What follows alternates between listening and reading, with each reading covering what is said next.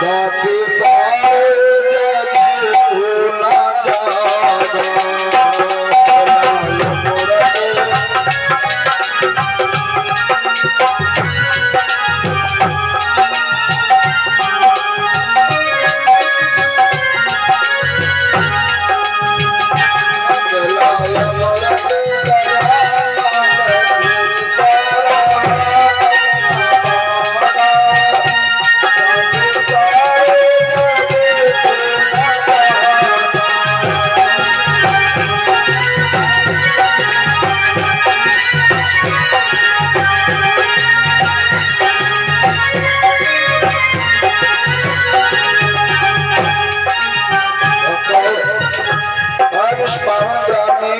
श्री बालाजी के दरबार में भगवान कृष्ण का अवतार होने जा रहा है। जो यहाँ पर रहे भाग्यवान लखपति के जीवन संभाले। जो यहाँ पर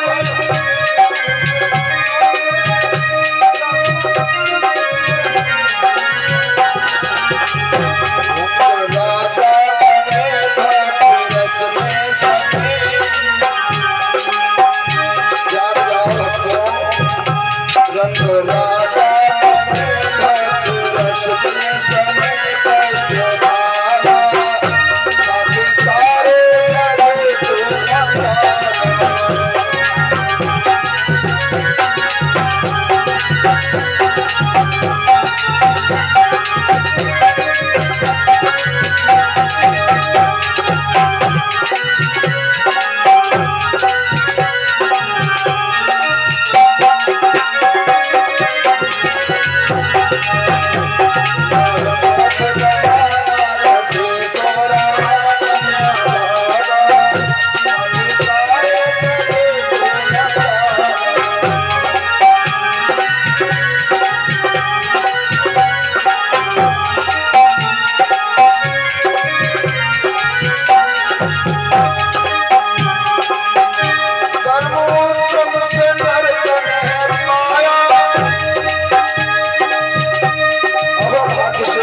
जीवन बना है। कर्मोत्तम से नर्तन है माया मानसी बनकर जीवन बिताया।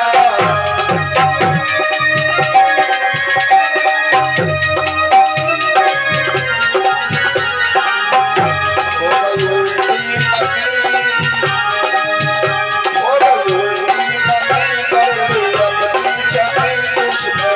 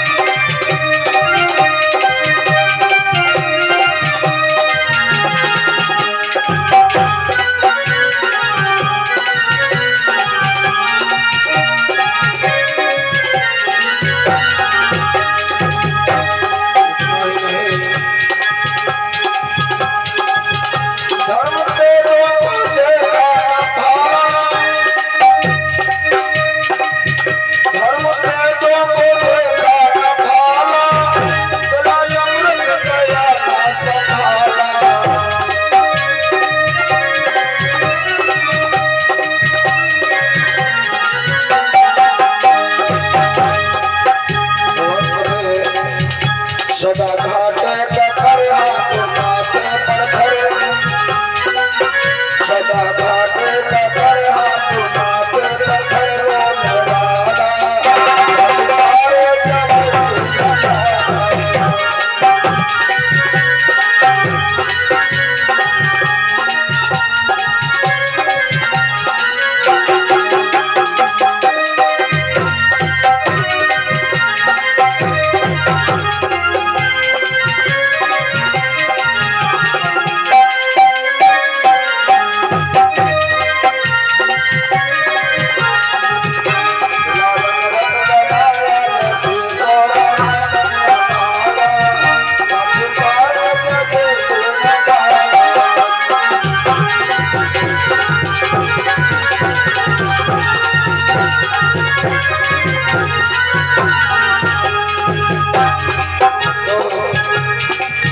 बस इतना ही कहना होगा। सिर्फ मेरी अभी मान ले तू, मुझको विज्ञान से जान ले तू। सिर्फ मेरी अभी मान ले तू, मुझको विज्ञान से जान ले तू। नाम ईश्वर का भज, नाम ईश्वर का भजते हैं अभिमानी भज। नाम ईश्वर का भजते हैं अभिमानी भज। मेरा राजा सभी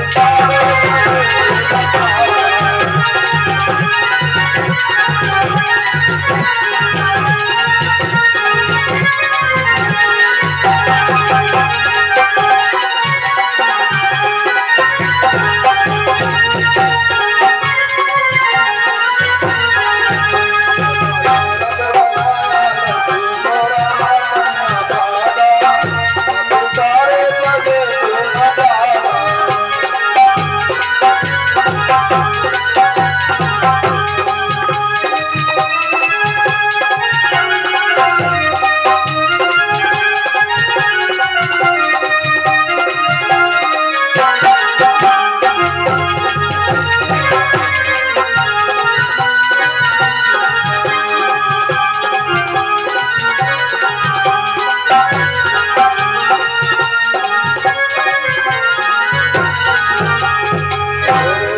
भगवान की जगह स्थान की, ब्रह्म पूज्य गुरुदेव भगवान की, अवध्यानाथ की, वृंदावन धाम की, हनुमंत बलवंत महाराज की, शंकर भगवान की, उमापत महादेव की, श्रीमद् भागवत महापुराण की, ब्रह्म पूज्य गुरुदेव भगवान की, अपने अपने माता पिता की, बालाजी सरकार की। हेलो हेलो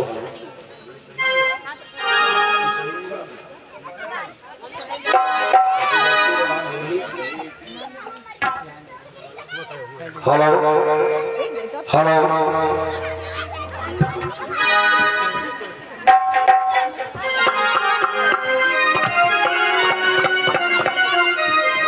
जसोदा नंद को लाला रे, जसोदा नंद को लाला रे, हमको जो कन्या बनाए गया।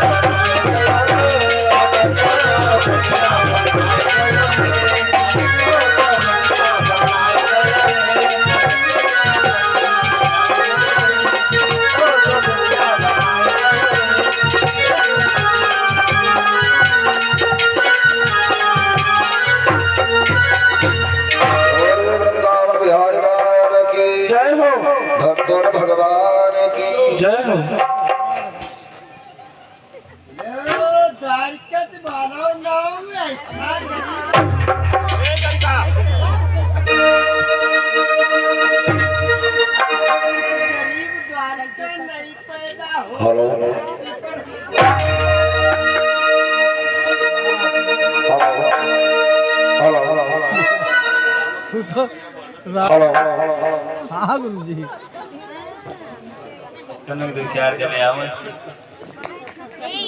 आदेश तो राय है गुरु जी, लेकिन अब क्या करें। हाँ और का आदेश तो नहीं है, अपनी कमेटी में है इतना का आदमी आओगे, लेकिन अब क्या करें भाई, आ गया कहीं से। अब आप कौन रूप लेके आए हो तो नहीं मालूम है। जाए दो आओ गुरु जी। बोले भक्त भगवान की। हमारे कथाप्रिय भक्तों, आज इस पावन हमारे ग्राम सरगौला में बालाजी के पावन प्रांगण में भगवान कृष्ण का अवतार होने जा रहा है। बैठो ना, शांत बैठो।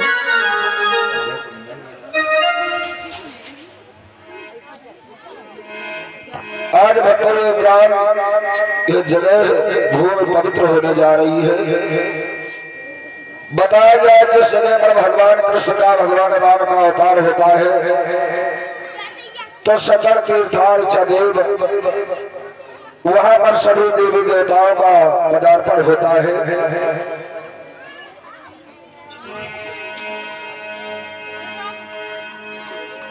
दिन राम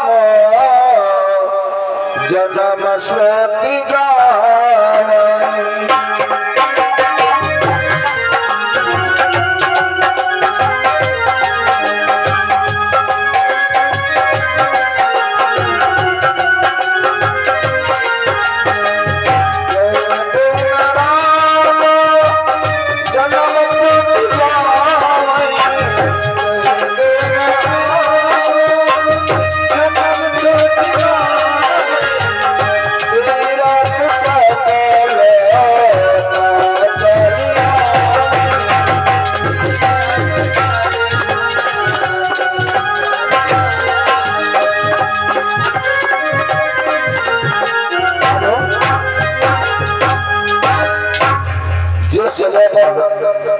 भगवान राम का, भगवान कृष्ण का अवतार होता है तो सकल तीर्थार्थ सदैव वहां पर सभी देवी देवताओं का पदार्पण होता है। गंगा कांड से कावेरी जैसी नदियों का भी पदार्पण होता है। सभी देव वहां पर पधारते हैं। मानव देव नहीं तो पत्थर हर जगह है। आज भक्तों बालाजी के पावन प्रांगण में भगवान कृष्ण का अवतार होने जा रहा है।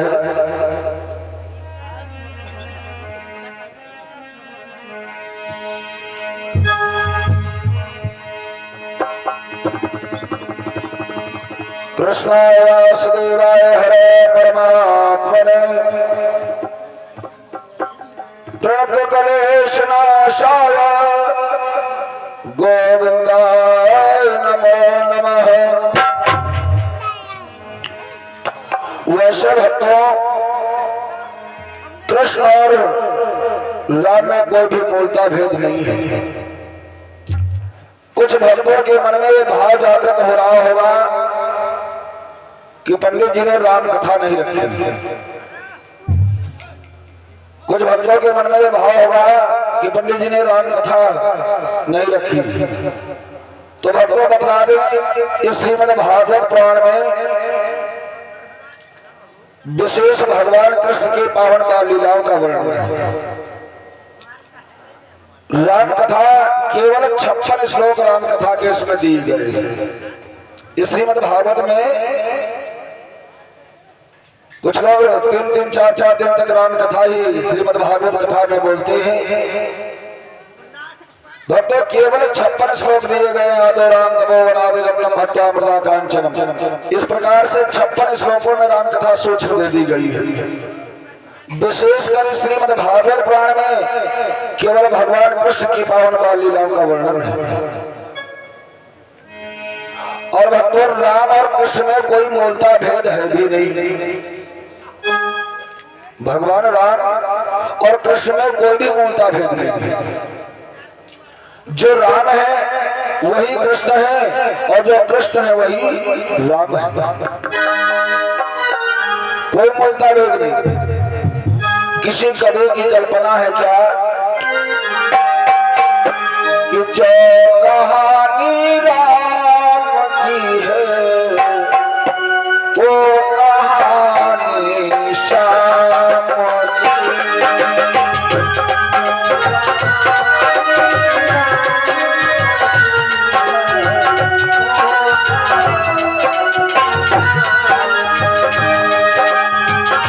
जो कहानी राम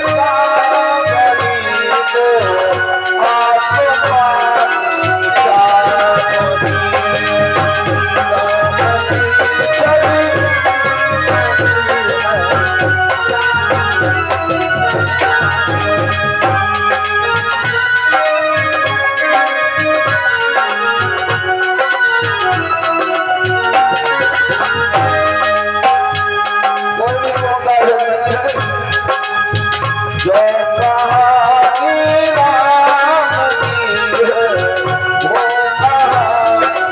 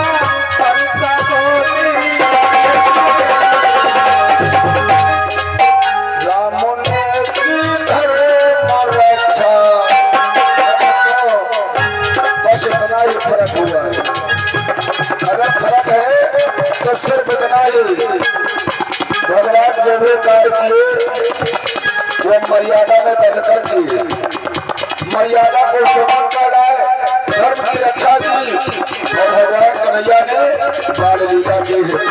बस इतना ही फर्क हुआ है। राम ने की धर्म रक्षा बाल लीला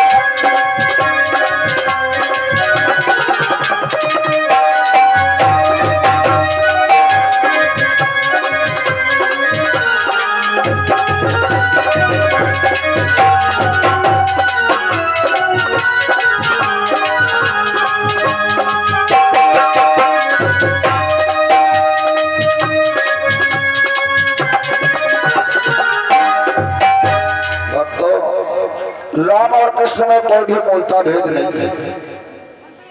जो राम है वही कृष्ण है, जो कृष्ण है वही राम है।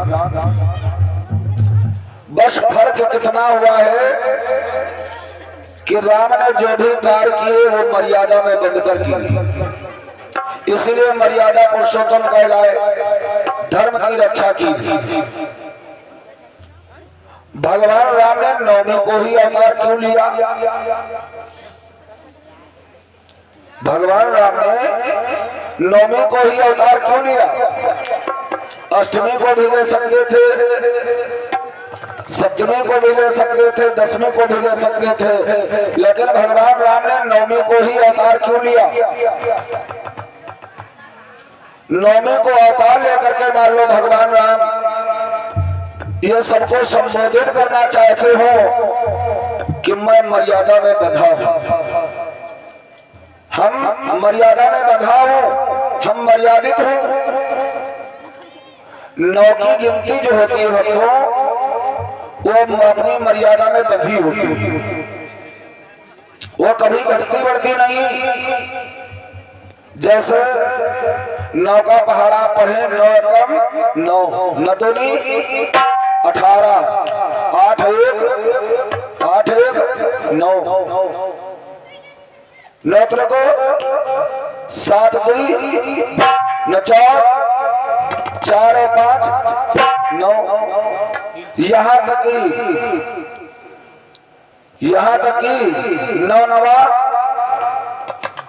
81 8 1 9 वो हमेशा 9 की गिनती ही रहेगी, घटती बढ़ती नहीं। और चाहे तो गिनती ले लो, जैसे 8 एकम 8 8 दूनी 6 1 7 ही रहेगी, 7 7 7 दूनी 14 4 1 5 रह गए। लेकिन 9 की गिनती जो है वो मर्यादित है, वो कभी घटती बढ़ती नहीं, वो मर्यादा में बंधी है। इसीलिए भगवान राम ने 9वीं को ही अवतार लिया और भगवान कन्हैया ने 8वीं को अवतार लेते हैं, क्योंकि भगवान कन्हैया ने बाल लीला करी है।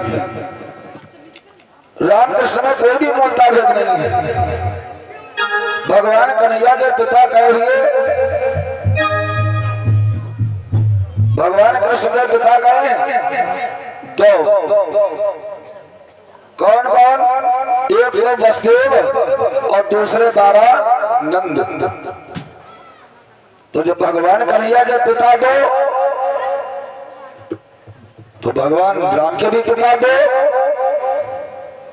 कौन कौन? एक तो राजा दशरथ और दूसरे जटायु। भगवान कन्हैया है, भगवान राम की माताएं कही हुई 3, कौन? कौशल्या, कैकेयी और सुमित्रा। जब 3 माताएं राम की, तो 3 माताएं कृष्ण की। कौन कौन? देवकी, यशोदा और रोहिणी। कोई भी मूलता भेद नहीं, जो कृष्ण है वही राम है, जो राम है वही कृष्ण है। कुछ लोगों के मन में ये भाव जागृत हो रहा होगा कि राम के पिता 2 जटायु बाप कैसे बने? एक तो राजा दशरथ, दूसरे जटायु। कुछ भक्तों के मन में भाव जागृत हो रहा होगा कि जटायु बाप कैसे बने? तो कथा में बैठ करके शंका न करें, समय कम है, कथा अधिक है और 60 मिनट में समझते हैं। ये जो राजा दशरथ थे भक्तों, ये युद्ध विद्या में बहुत पारित थे, युद्ध विद्या में बहुत आगे थे। जब जब इनको देवताओं को भी आवश्यकता लगती थी, तो राजा दशरथ युद्ध करने के लिए देवताओं के पास भी जाया करते थे, देवता लोग भी बुलाया करते थे। इन राजा दशरथ की रानी जो कैकेयी थी, ये जब जब जहां कहीं राजा जाते थे युद्ध करने के लिए, तो साथ में कैकेयी जरूर जाया करती थी। ये सारथी का काम बहुत अच्छा करती थी। एक बार देवताओं को आवश्यकता लगी, राजा दशरथ को युद्ध करने के लिए बुलाया गया। देवताओं लोगों ने राजा दशरथ को ऊपर युद्ध करने के लिए बुलाया। जब राजा दशरथ युद्ध करने के लिए गए, तो साथ में कैकेयी भी जाती है।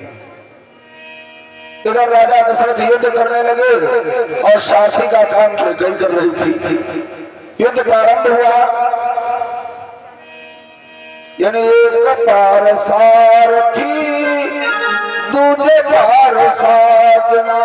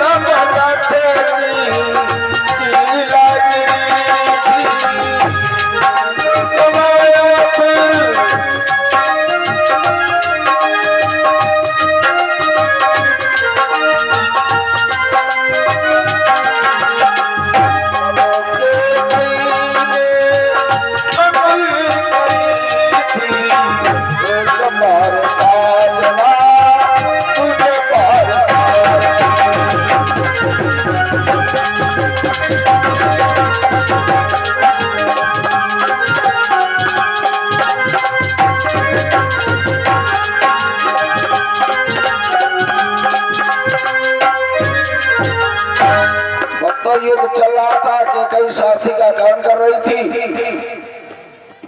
भक्तों उसी समय क्या होता है, रथ से कील निकल जाती है। रथ की कील निकल गई।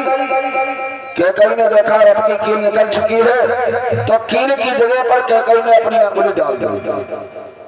अंगुली डाल दी। अब कील का काम कैकई की अंगुली करने लगी। राजा दशरथ ने देखा।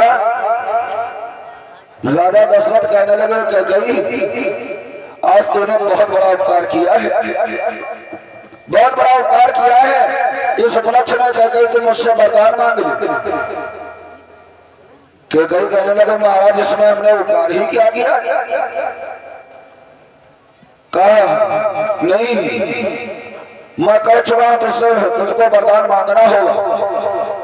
कहा नहीं महाराज इस समय युद्ध करो, वरदान देने लेने का समय नहीं है। कहा नहीं हमारे कुल की रीत है। दशरथ ने कहा मेरा कुल की रीत है, तुम मैं कह चुका हूं तुमको वरदान मांगना होगा।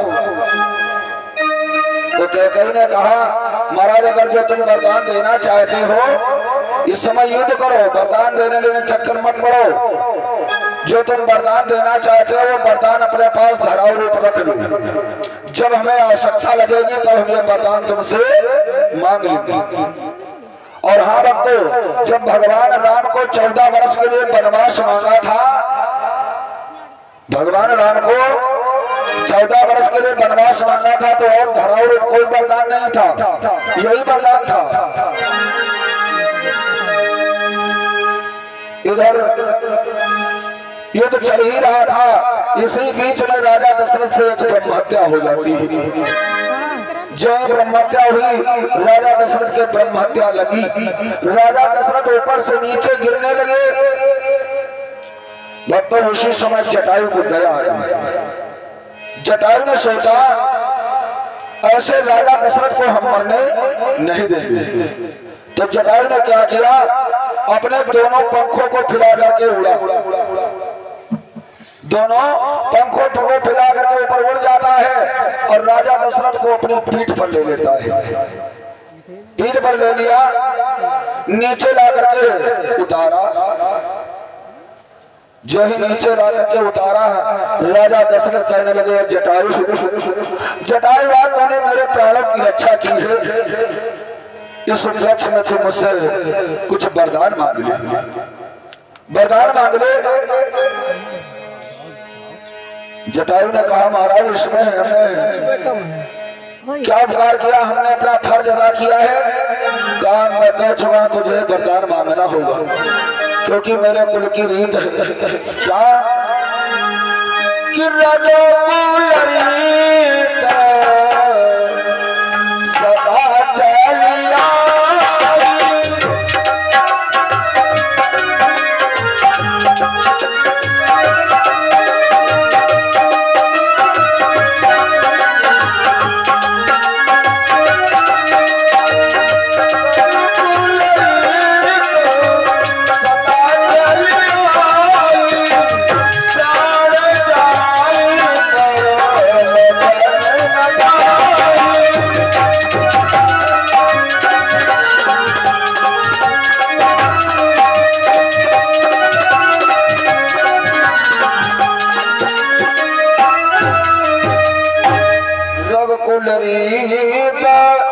सदा चल आई और प्राण जाहि पर बचन न। जटायु तुझको वरदान मांगना होगा। तो उसी समय जटायु ने कहा था कि महाराज अगर वरदान देना चाहते हो तो जो तुम्हारा बड़ा पुत्र हो वो मेरा दत्तक पुत्र कहलाए, मेरा दत्तक पुत्र कहलाए। राजा दशरथ ने कहा जटायु ऐसा ही होगा। और हाँ भक्तों, जब भगवान राम वन को चले गए तो राजा दशरथ को गिलान भी किसी बात की नहीं थी। गिलान बस इसी बात की हुई थी कि जो मैंने जटायु को वचन दिया है कि वह वचन पूरा नहीं कर पाऊंगा। अब भक्तों, अगर अब भी कोई शंका रह रही हो तो शंका दूर कर दे। बाप की अंतिम क्रिया करने वाला कौन होता है? पुत्र होता है। बाप की अंतिम क्रिया करने वाला कौन होता है? पुत्र होता है। जटायु की अंतिम क्रिया किसने की है? भगवान राम ने की है। भगवान राम ने की है। तो राम और कृष्ण में कोई भी मूलता भेद नहीं है। जो राम है वही कृष्ण है, जो कृष्ण है वही राम है।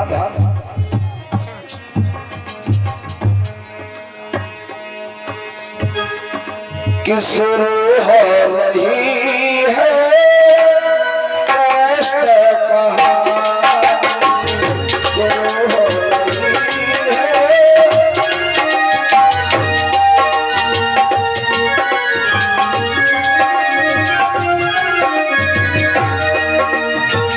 शुरू हो रही है कृष्ण कहानी, शुरू हो रही है।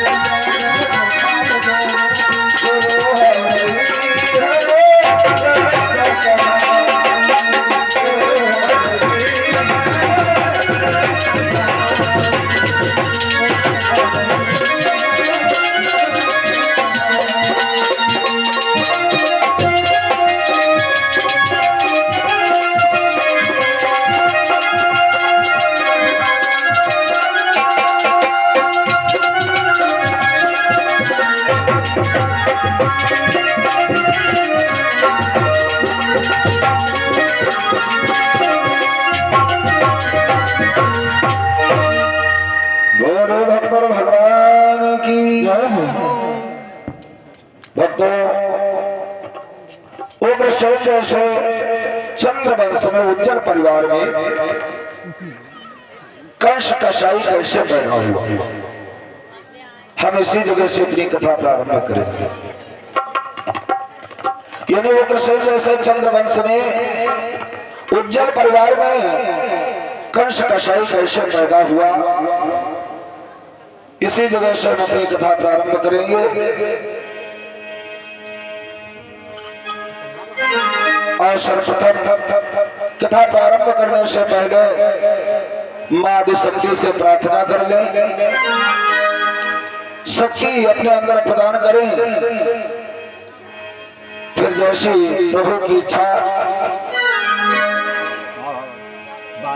कि नैया पार लगाए दो मेरी अम्बे मैया।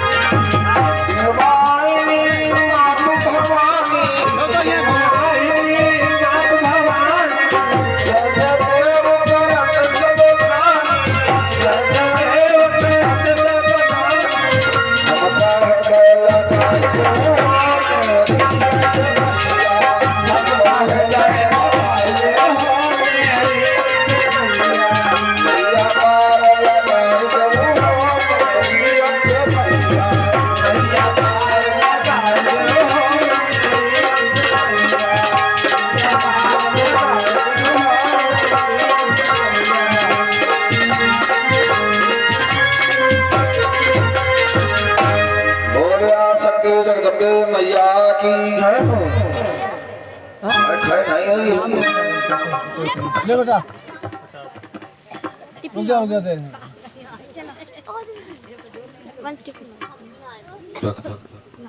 नहीं बड़ा धक्कन ताई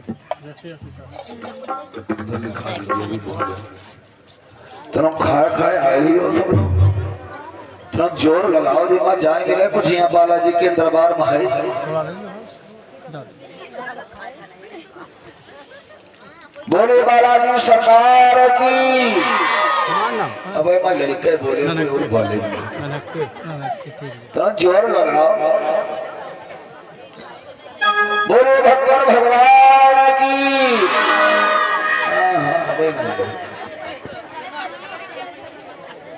सभी लोग बड़े प्रेम से जयकारा लगाए बोलिए शंकर भगवान की थोड़ा और जोर लगाओ बोलिए श्रीमद् भागवत महापुराण की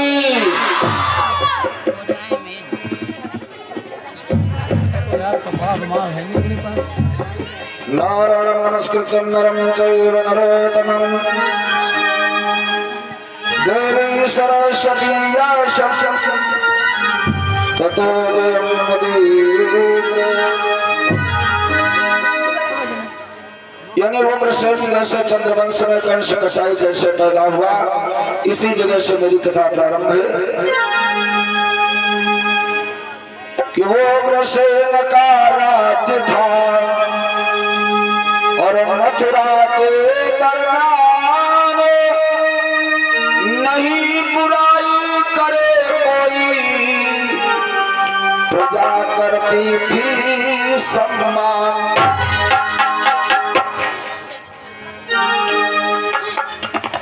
कि वो उग्रसेन भोपाल सुनाऊं हालत जार भारी,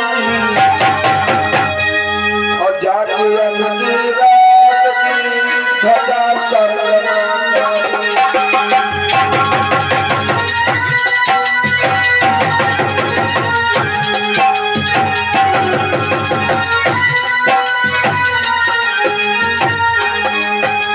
ध्वजा स्वर्ग में तारी, स्वर्ग में तारी, स्वर्ग में तारी। जाके असकी रात की ध्वजा स्वर्ग में तारी।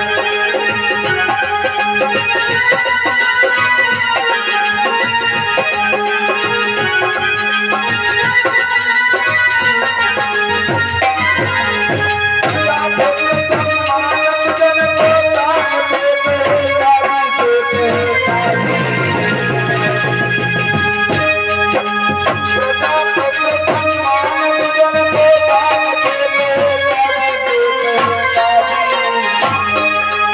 और प्रजा का कल्याण है नाम से कोई मारा नहीं।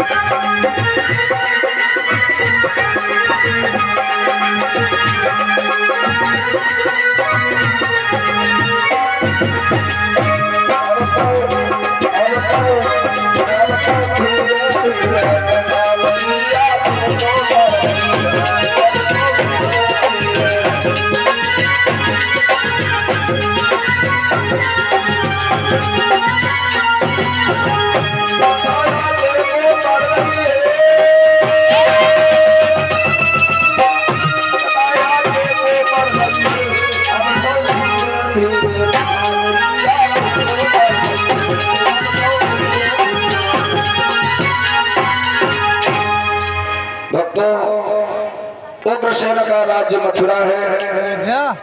सारी प्रजा उग्रसेन को सम्मान करती है और वो उग्रसेन सारी प्रजा का सम्मान करते हैं। भक्तों, इधर उग्रसेन की एक पत्नी थी जिसका नाम था पवन रेखा। पवन रेखा से कोई संतान नहीं थी। उग्रसेन और पवन रेखा की आधी उम्र गुजर गई, एक भी संतान का मुंह नहीं देखना हुआ।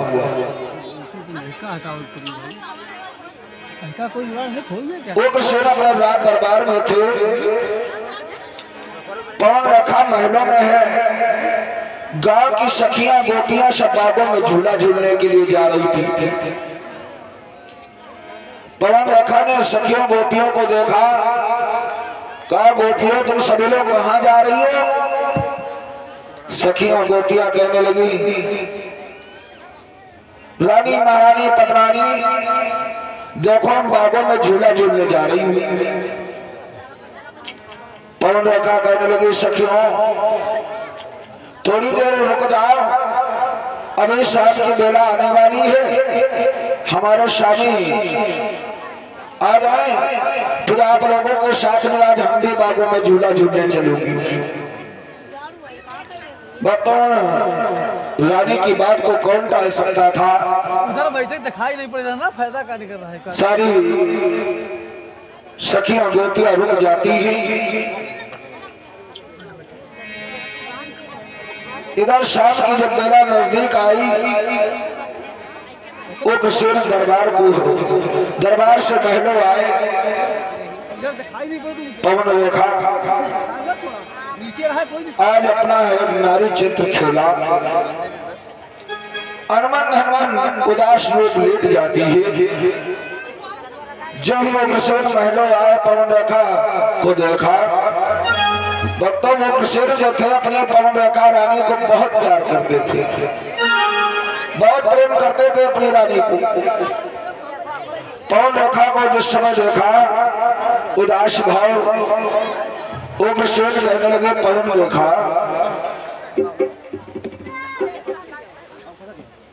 प्रसाद ले लो, रुको रुको एक मिनट रुक जाओ, प्रसाद ले लो।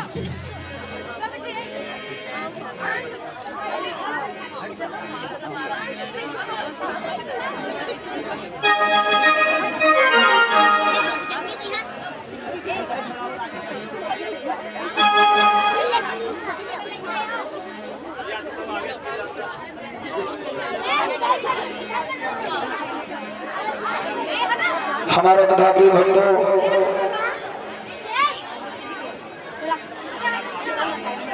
आज पवन रेखा हनुमान धर्म लेटी है।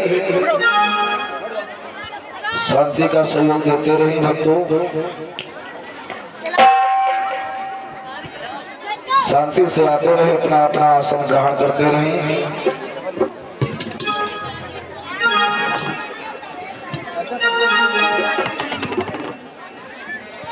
आज पवन रेखा को देख करके वो कृष्ण कहने लगे, प्राण प्रिय आखिर क्या बात है कि हे प्राण प्रिय क्या बोलो तो ढंग पे ढंगा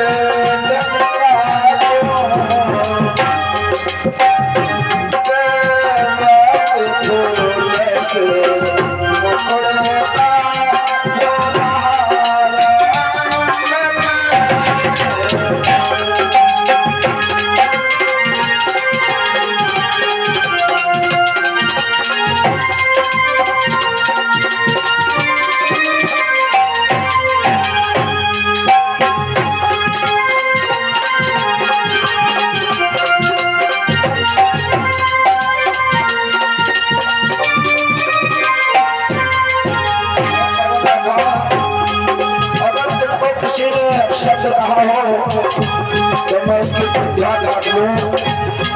अगर तुम्हारी और किसी ने उंगली उठाई तो मैं उसकी उंगली काट लूं। आंख दिखाई हो तो मैं उसकी आंखें निकाल लूं।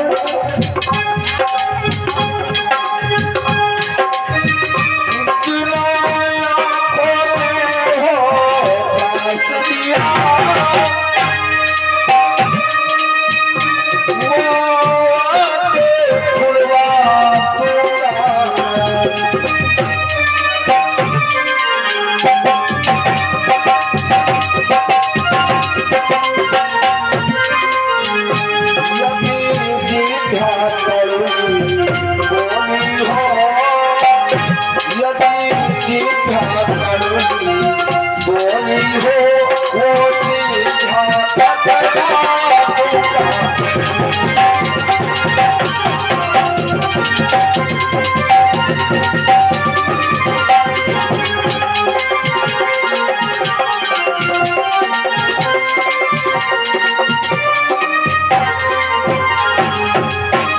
पवन रेखा, अगर तुमको किसी ने अपशब्द कहा हो तो मैं उसकी जिह्वा काट लूं, किसी ने उंगली उठाई हो तो मैं उसकी उंगली काट लूं, आंख उठा करके अगर किसी ने तुम्हारी ओर देखा है तो मैं उसकी आंखें निकाल लूं। आखिर क्या बात है, तुम इतना गमगीन चिंतित क्यों हो? पवन रेखा कहने लगी महाराज देखो बात कुछ नहीं,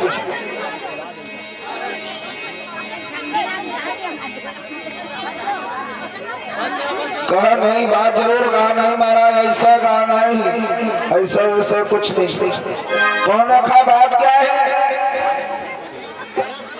पवन रेखा कहती स्वामी कितने दिन तक संतान नहीं, सब दुनिया हंसी उड़ाती है, महाराज निबल कहलाते हो, दासी बाज कहती है। महाराज देखो बात कुछ नहीं, हमारी आपकी आधी उम्र गुजर गई है, कभी संतान का मुंह नहीं देखना हुआ, बस थोड़ी चिंता बन गई।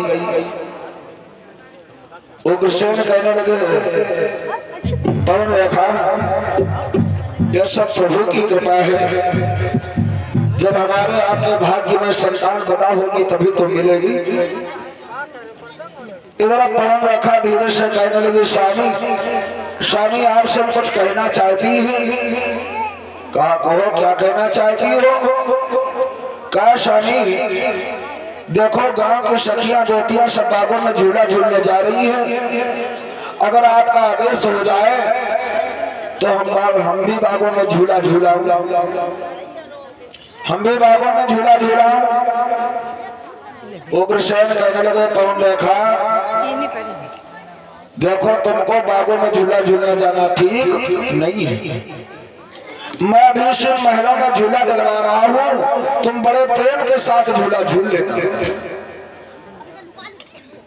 पवन रेखा कहने लगी अच्छा महाराज,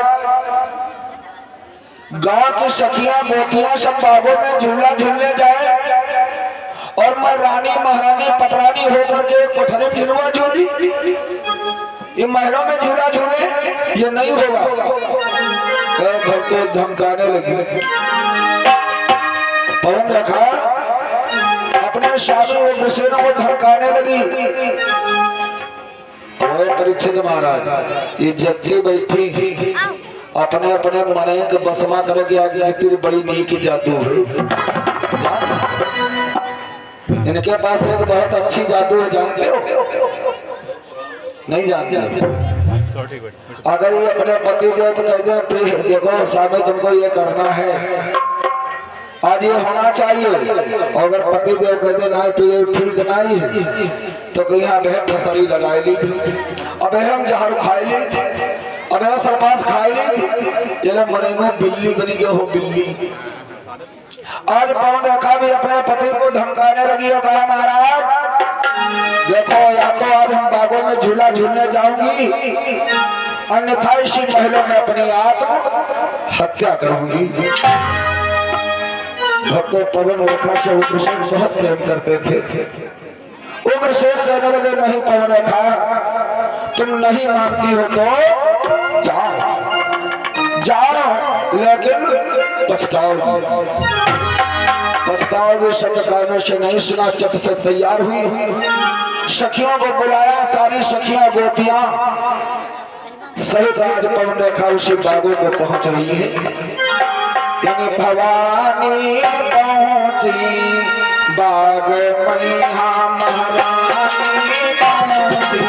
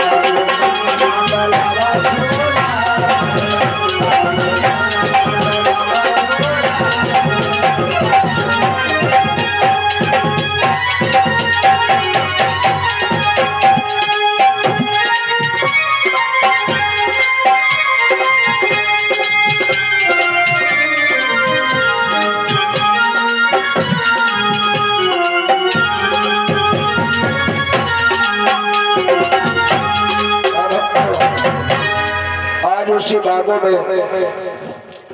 माली को बुलाया गया। माली आता है, झूला डाला जाता है। जिस समय माली ने झूला डाल दिया, पवन रेखा ने कहा माली अब तू यहाँ से जा, हम सारी सखियां हैं, गोपियां हैं, हम लोग आज बड़े प्रेम के साथ झूला झूलूंगी, तुम वापस लौट जाओ। माली को वहां से टाल दिया। पवन रेखा अब उसी झूले पर सवार होती है, उसी झूले पर सवार होती है। दो सखियां और होती हैं, एक इधर एक उधर पंगा बढ़ाने के लिए खड़ी होती हैं। अब झूला प्रारंभ हुआ, झूला चला तो पवन रेखा ने एक श्रावणी गीत गाया था। एक श्रावणी गीत गाया था, क्या कि नन्ही नन्ही बुंदिया हो सावन का महीना झूलना,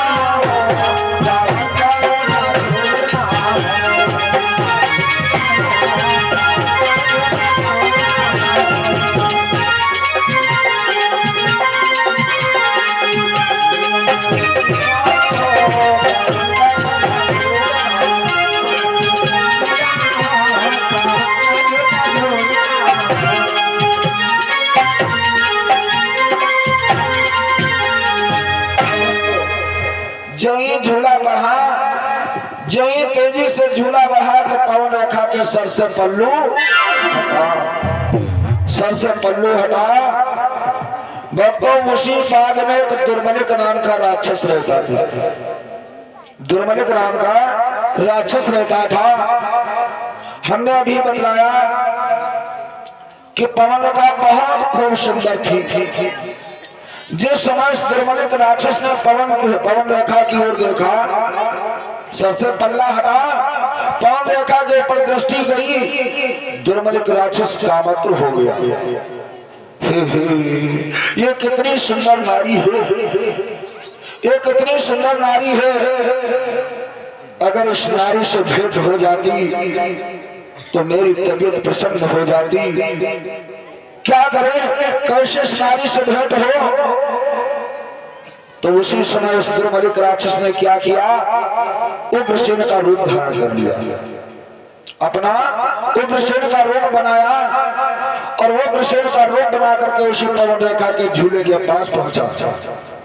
पवन रेखा ने पहचान नहीं पाया, पवन रेखा ने यह नहीं पहचान पाया कि मेरा स्वामी है, नहीं है। पवन रेखा ने अपने उग्रसेन स्वामी को देखा,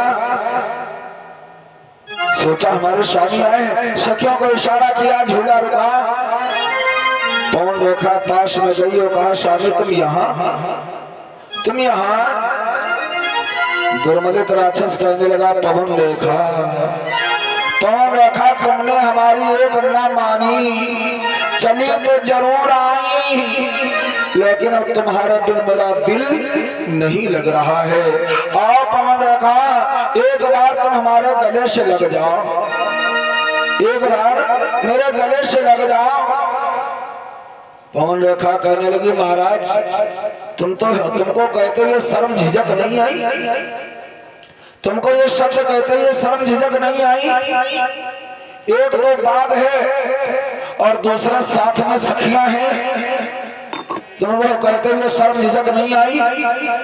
है भक्तों, यही दुर्मलिक राक्षस उग्रसेन के भेष में पवन रेखा को ज्ञान की बात बतलाने लगा।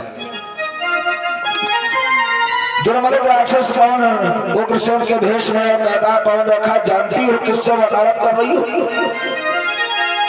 तो वकालत किससे कर रही है? तेरे लिए पति के कुछ बचन नहीं रह गए, तेरे लिए पति तेरा कुछ भी नहीं रहा। आज तो हमारे कहने का भाव सिर्फ इतना है, उसी बागों में पवन रेखा चली जाती है, उसी बाग में वही दुर्मलिक राक्षस जो उग्रसेन के भेष में था, आज उसी बागों में पवन रेखा के साथ छल करता है। जिस समय पवन रेखा चली गई, कान के वशीभूत वो अंधा हो चुका था। और भक्तों, जिस समय छल हुआ, अब यही दुर्मलिक राक्षस अपने असली भेष में आ गया। पवन रेखा ने उग्रसेन यानी इस दुर्मलिक राक्षस को असली भेष में देखा। पवन रेखा कहने लगी, वो नीच दुर्मलिक राक्षस, एक सतवंती नारी के साथ छल करने में तूने जरा भी झिझक शर्म नहीं खाई? नीच, अब तुझे दुर्मलिक राक्षस, मैं तुझे श्राप दे दूंगी, श्राप दे दूंगी। दुर्मलिक राक्षस कहने लगा, पवन रेखा, मुझको श्राप देने से कोई लाभ नहीं होगा, मेरा रक्त तेरे अंदर पवन रेखा पहुंच चुका है। याद रखना, जो मेरा रक्त तेरे अंदर पहुंचा है उससे कोई साधारण बालक नहीं होगा, एक ऐसा धर्मधारी बालक होगा कि मेरे समान योद्धा होगा और उससे कोई न जीत न पाएगा। राजा नर की वो पालेगा, इंद्र भी हार कर जाएगा।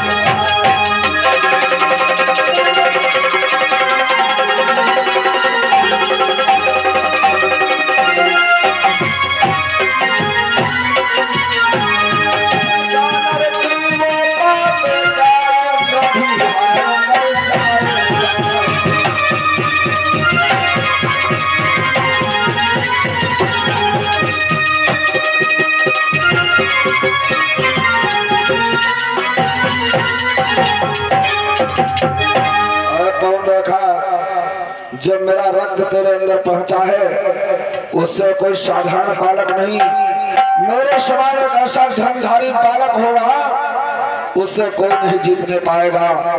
राजा नर की बात तो अलग रखी जाए, यहाँ तक इंद्र भी हार कर जाए। भक्तों, हमने बतलाया कि पवन रेखा के कोई संतान नहीं थी। जिस समय सुना कि एक ऐसा धर्मधारी बालक होगा, तो बालक का नाम सुन करके पवन रेखा ये बात अपने मन में छिपा लेती है, अपने दिल में छिपा लेती है अब उन्हीं सखियों के पास आई और सखियों को लेकर के पवन रेखा अपने महलों आती ही धीरे धीरे करके समय व्यतीत हुआ। समय आने पर श्री सुखदेव जी कहते हैं इन्हीं पवन रेखा से उस कंस की उत्पत्ति होती है। यानी इस प्रकार पैदा हुआ भूतल का वो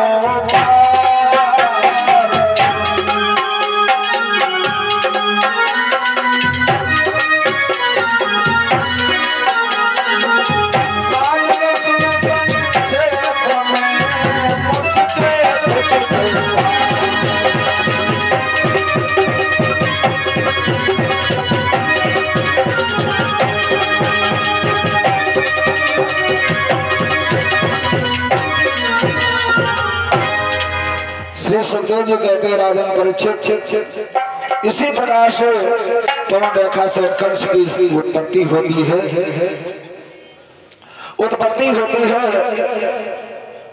और भक्तों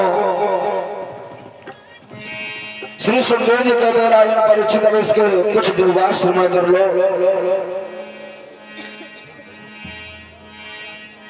कंस जितना सयाना होता जाता था, जितना वो सयाना होता जाता था उतना अत्याचार पर अत्याचार बढ़ाता जाता था कि बचपन में ही वो ना जाने कितने वो बालक मार दिए।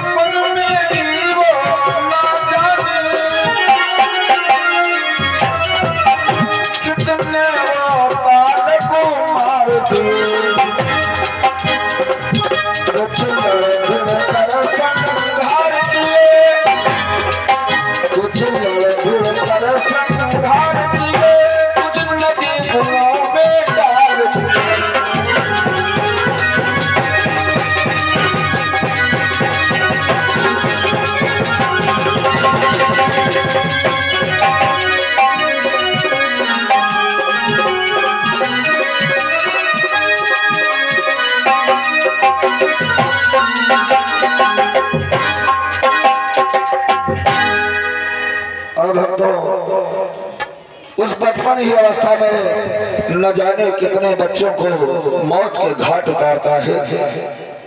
कुछ लड़ भिड़ करके संहार करता है, कुछ काट पीट करके नदी कुओं तालाबों में फेंक देता है। हमारे कहने का भाव सिर्फ इतना है बंदो, जितना कंस वो सयाना होता जाता था उतना अत्याचार पर अत्याचार बढ़ाता जाता था। इधर उग्रसेन को शिकायतें मिली। उग्रसेन को मालूम हुआ है कि तुम्हारा बेटा कंस जो है बहुत दुराचारी अत्याचारी है। आपसे जितना प्रजा संतुष्ट है, जितना आपसे प्रजा संतुष्ट है उतना ही कंस से प्रजा अब दुखित है, पीड़ित है। उग्रसेन ने क्या किया, कंस को एक दिन बुलाया और कंस से कहने लगा बेटा कंस ये तू अच्छा नहीं कर रहा है। सारी प्रजा हमको सम्मान करती है और तो प्रजा के साथ दुर्व्यवहार करता है, ये तो ठीक नहीं कर रहा है। जही डांटने लगे उग्रसेन अपने पुत्र कंस को। कंस कहने लगा बुढ़े अब तो बिल्कुल सठिया गया है, अब तेरी 60 साल की उम्र हो गई है, अब तो सठिया गया, तो राज्य की योग्य नहीं रह गया। आज उसी समय सिंहासन से अपने पिता उग्रसेन को खींच लेता है,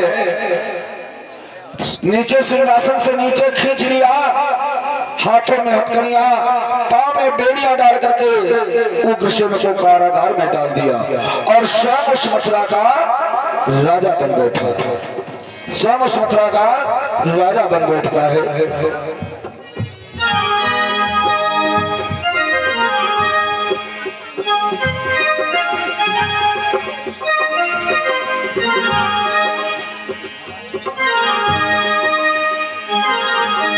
कि श्री राधे गोविंदा गोपाल राधे राधे श्री राधे गोविंदा गोपाल राधे राधे राधे गोविंदा गोपाल राधे राधे श्री राधे गोविंदा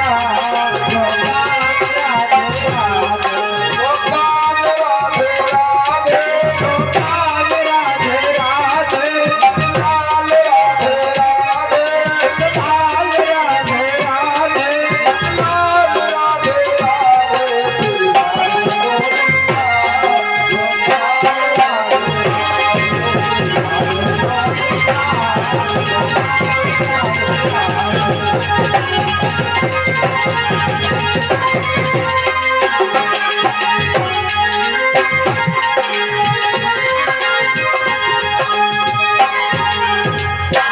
बोले भक्तों भगवान की।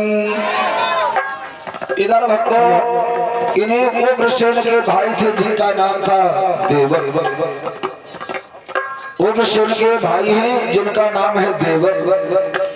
देवक के 7 कन्याएं थी 7, जिसमें बड़ी वाली बिटिया का नाम था रोहिणी। रोहिणी का विवाह देवक वसुदेव के साथ में कर चुके हैं। उससे छोटी जो बिटिया है उसी का नाम देवकी था।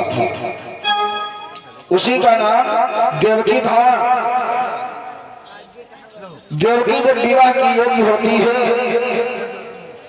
आज तो भक्तों इसको कानून जुर्म ठहरा रहा है कि जब तक 18 साल से 21 साल से नीचे अगर शादी लड़की की जाए ये कानून जुल्म है। लेकिन भक्तों कन्या की उपाधि जानते हो कितने दिनों तक रहती है? कन्या की उपाधि केवल 10 ही वर्ष तक रहती है भक्तों। कन्या की उपाधि केवल 10 ही वर्ष तक रहती है। और एकादशाम रजस्वरः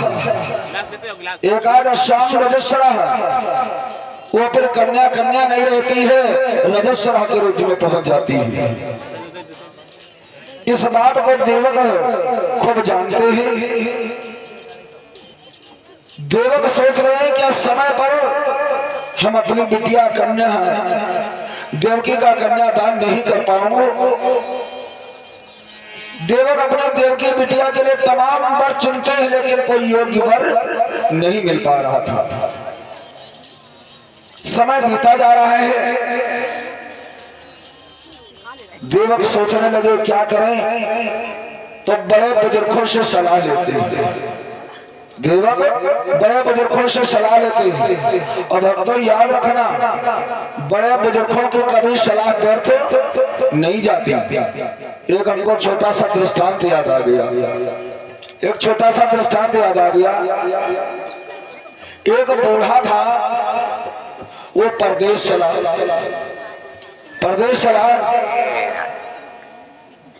यहां से दिलावर नगर स्टेशन पहुंचा। पैसेंजर गाड़ी थी, गाड़ी आई, एक डिब्बे में वो बूढ़ा सवार हो लिया। गाड़ी चल गई, पैसेंजर गाड़ी थी। जो ही आगे बढ़ी, इधर भक्तों काकोरी में वो गाड़ी रुकी। कहीं से 3 हरमुट्टे लड़के उसी डिब्बे में चढ़ गए जिसमें